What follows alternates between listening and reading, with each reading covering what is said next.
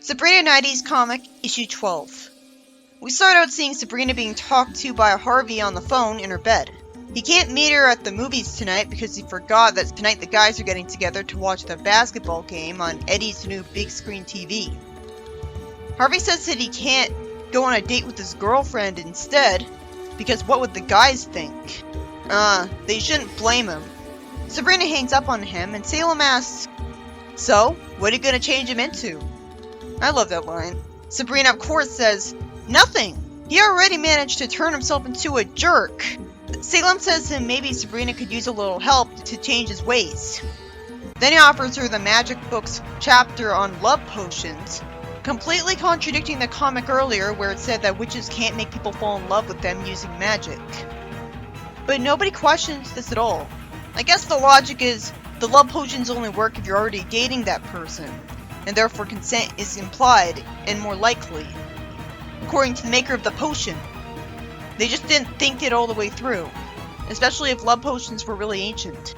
If love potions were forbidden, they wouldn't be in a chapter in the magic book the young witches had to learn from. So after Salem decides to go bask on a big rock, Sabrina casually zaps up a love potion, without even needing to find ingredients to earn making it, which would cut down on the number of people using it. I guess she's a hypocrite here and thinks that it's fine for her to cast a love spell of some kind on Harvey. And she only had a problem with Cleopatra brainwashing Harvey because she wanted Harvey. You'd think seeing what Cleopatra did to Harvey would have turned her off this whole concept. But I understand a teenager being selfish. The spell says that whoever puts on this cologne will fall madly in love with the next person of the opposite gender that they see. I don't see anything in that spell implying that the cologne only works on someone already dating you. Maybe Sabrina's aunts just didn't want to tell her that she could use magic to make Brad love her, and just needed a potion to do it because they're morally responsible enough to respect consent. It makes sense of Salem to recommend this, but you'd think the goody two-shoes wouldn't be okay with it. They said that witches can't create love, but it looks like creating a magical clone was just as effortless for her as pointing. So what's the difference? Why couldn't she just point? And what about people who want the same gender? Would they have to find a different spell? It makes sense because this is probably a really ancient spell. We wouldn't take that into account.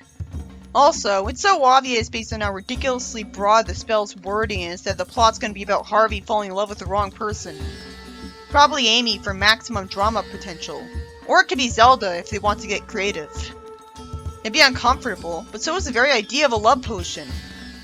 At least I can commend the writer making it a cologne instead for variety's sake. I guess we're supposed to believe this doesn't contradict the rule of issue 0 because she had to make a cologne. And issue 0 didn't mention anything about a cologne, so it's not contradicting that. If she could just point at someone and make them fall in love with her, then the whole plot wouldn't have happened, because she couldn't have possibly screwed that up. If Sabrina was smart, she'd make absolutely sure that she'd be the next person Harvey would see. She'd use it right in front of him. She's apparently doubting whether Harvey is even in love with her or not anymore if she thinks she needs to use this potion on her boyfriend. You'd think she would have remembered that he just risked his life to save her from a gorilla. But I guess this takes place before that story. She says that she'll just splash a bit on Harvey. She says that if he's going to love her, she wants it to come naturally. Oh, okay. So the writer thought about this and realized that she was supposed to be better than that.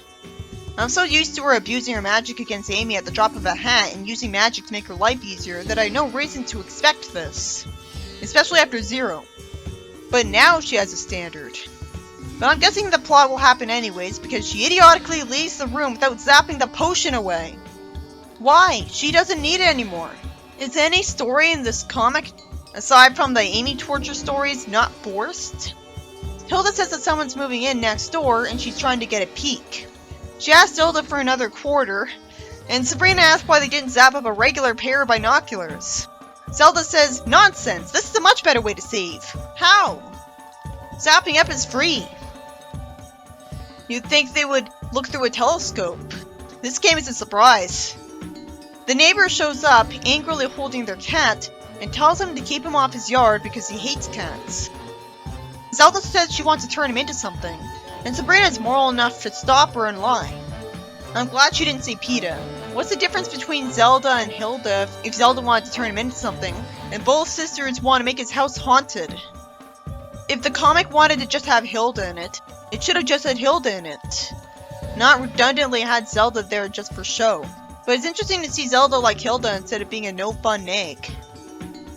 She says that they've got connections, as I wonder why a witch can't just zap up ghosts herself right away. Sabrina tells Hilda and Zelda to keep out of trouble while she goes out. That's a fascinating role reversal. She's like the adult here. Well, I'd actually prefer that over her aunts being strict with her all the time. It makes her feel more like an escapist character. I'm not looking forward to the animated series comic. At the time, I assumed it was way better than IDW Sonic. It's not. Hilda complains that their moving van is obstructing their view, and wants to see better from Sabrina's room. Hilda says that she does have quarters on her dresser, as I'm completely baffled that they aren't just using binoculars for free. Another thing they could do is use their brooms, or a levitation spell, to fly really high, but I guess they're really scared of someone looking up and seeing them. Salem stubbornly wants to restake his claim on the rock. Then Hilda naively mistakes the love potion for some new perfume of Sabrina's after all of her experiences as a witch. Wouldn't you recognize this on sight? You'd think all of the witches would be very familiar with roofie potions by now. In fact, if this kind of cologne can be zapped up by a novice, why don't they have boyfriends yet? I guess they're really against using love potion. I could completely understand his behavior if he was allergic to cats, like me. But he couldn't be, or else he wouldn't pick up Salem. And if he was afraid of animals and that's why he hates cats, he'd stay far away from Salem, not pick him up by the collar and risk getting scratched. It's a miracle he's not hurt. Because the cologne was sprayed, Hilda and Zelda fall in love with him and call him handsome. It was hilarious that Zelda said, "I just love the way those veins popped out on the side of his head." And Salem thinks, "This is insanity." I actually started giggling. Well, I'm proud of the writer for subverting my expectations and having a completely different plot. So Hank tells them that he has to get home to his wife, and surprisingly, we actually see his wife laughing and doubting him when he tells her what just happened. He's flattered, saying, "Can you blame them though? I am an attractive, distinguished older gentleman." And his so-called wife says, "I think you should stress that older part a bit more." This is definitely on par with the Rick and Morty comic. The comic doesn't make as much sense, but I'm smiling. She says she's gonna go out to shop for curtains and can trust him to be left alone.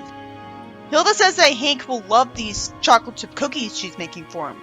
Great, now I'm hungry. Zelda plans to give him her Italian pastries. She shouldn't have said mine if she was just gonna zap to Rome to pick some up. Salem decides to go to Sabrina's room to watch all of this. Hilda shows up to Hank Morton and winks at him, saying that he can call her Snooky. Good thing his wife isn't paranoid enough to install security cameras in her home to catch this. She puts a cookie in his mouth and goes to get him milk. I hope he appreciates them. Then Zelda gives him some pastries, which he's happy about. Then there's a crashing sound, just as I was hoping that this plot would have the upside of getting their neighbor to warm up to them, making it all worth it. Hank thinks that he can't let Zelda know that Hilda's here because she'd get mad. He lies that it's Salem sneaking through the window. She totally buys it somehow. He asks her to go in the study and wait for him. Maybe he likes the attention and is planning on getting a better wife. I can't really say I blame him since his wife treats him like garbage. But his wife is better looking than Zelda. Zelda asks if he's got any good romance books, and there's a slam. Hilda says that she's sorry she took so long, but she broke a glass, somehow. Why would she tell him she broke a glass, though? She's a witch. She would just repair it with magic and never tell him the glass is broken. She tells him to sit down and talk about them.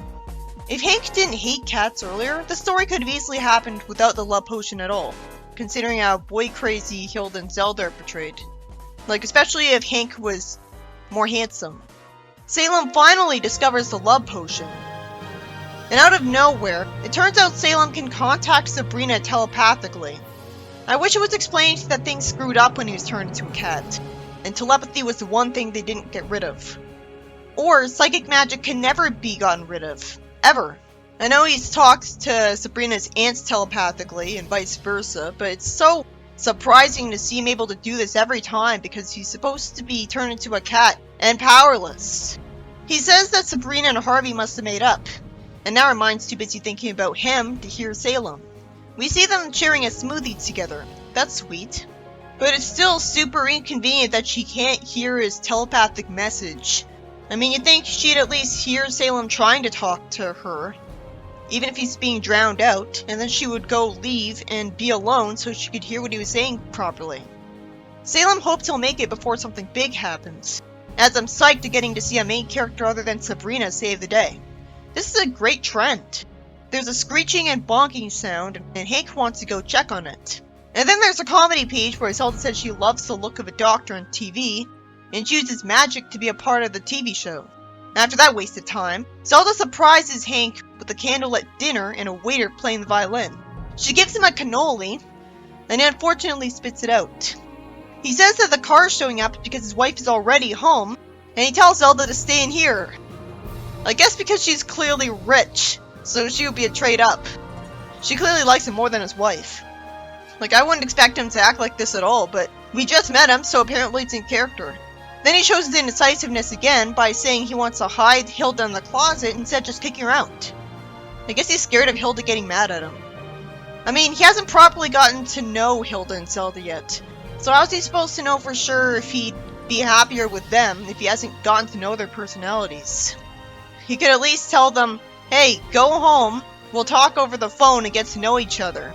Then we can go out. Then we see Salem tapping on the glass to get Sabrina's attention. Sabrina lies that he was trained to do that by her, and she fortunately goes to pick him up and thanks him for checking on her.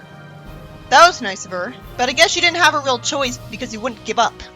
How long did it take for him to get here? We don't get to see Sabrina's excuse to Harvey for leaving the date early. Salem guilts her for the love potion now when it was his idea. She should call him out. She says that she'll have to do the spell on her aunts to cancel it. Hank tells his wife to come to the kitchen because he broke a glass and needs her help cleaning it, and she calls him helpless. Is he too cheap or poor to get a divorce? Interestingly, it turns out that you can just make up rhymes and the spell will accept it, which makes sense. It just makes me wonder what the point is of having to memorize spells from a magic book if you don't need to say the exact words to make the magic happen. Couldn't they just not memorize the exact words of the spells and just make up their own rhymes then?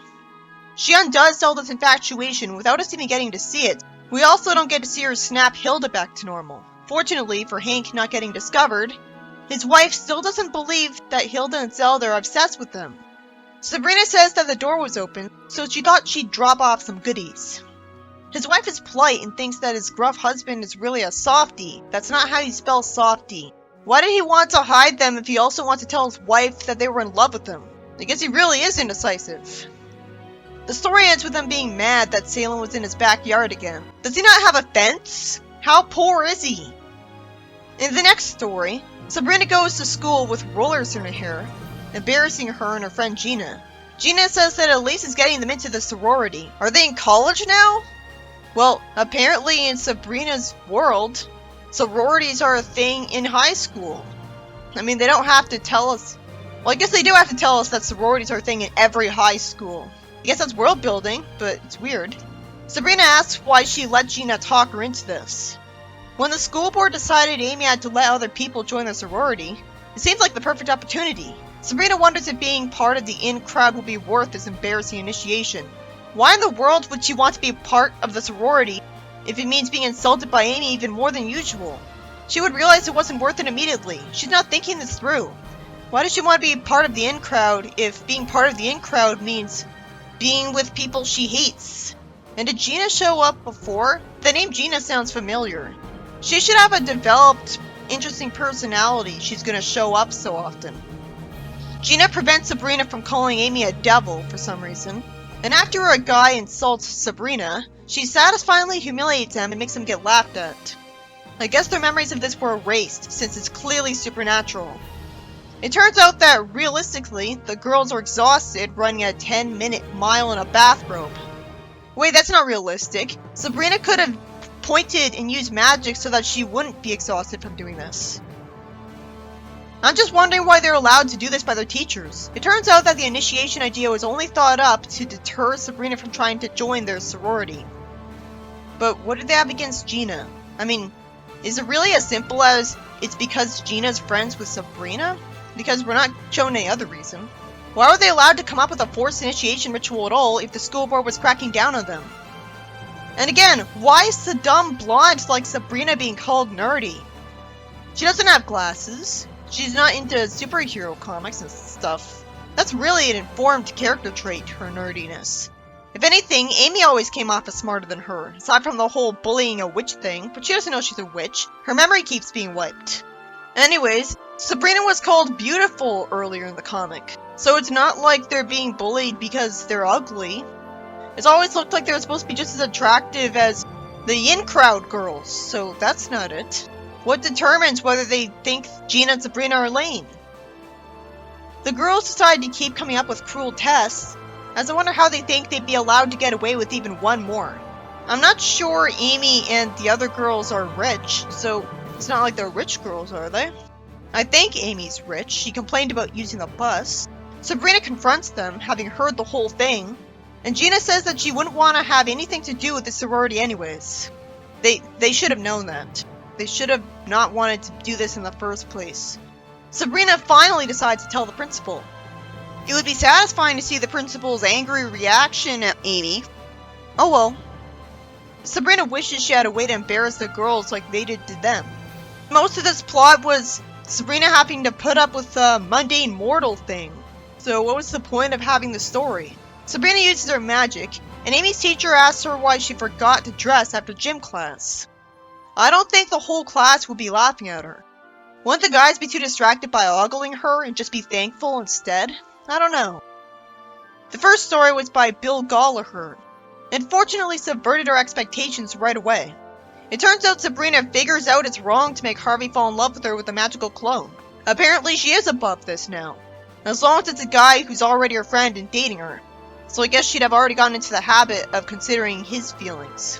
Why doesn't she use the clone on Brad? Is she over him? She didn't even need ingredients to earn making the potion. First of all, this kind of spell would have been banned, made magically impossible by a bunch of witches, and been ripped from the magic book for the same reason roofies are banned. Second, Sabrina would have obviously gotten rid of the potion the minute she changed her mind about using it, so the whole plot shouldn't have happened. I like that Salem saved the day by going to get Sabrina, though he could have saved the day single-handedly and I'd be more impressed. You'd think she would have heard his telepathic message immediately. I guess the next story is by the same writer. It's about frustrating the audience, humiliating Sabrina and an innocent friend of hers because everyone laughs at them for having to go to school in a bathrobe and rollers as an initiation ritual to a high school sorority. At least that was creative. But I have to wonder why it was legal for there to be a forced initiation ritual if the school board was already forcing Amy to let other people join it. Why didn't Sabrina realize immediately that she wouldn't think being with Amy more often would be worth it? Why didn't she cast a spell on Amy to make her nice? I guess that's considered too evil because it's brainwashing, even though it'd be an improvement. It would make Amy do a whole bunch of nice things that would clearly be worth it. Witches are fine with letting Enchantra turn people into animals and plants, but God forbid they take the step of making someone nice. Anyways, the plot's resolved when Sabrina hears that Amy wants to keep making them do initiation rituals, so she plans to tell the principal, when he would have figured it out anyways. He should have been told about it by all the students. Like, you'd think at least one of the students witnessing what they were going through would have been a good Samaritan and told the principal, despite Amy. And Sabrina makes them go to class with just a towel on using magic. It makes sense that this wouldn't blow her cover as a witch because they thought they just forgot.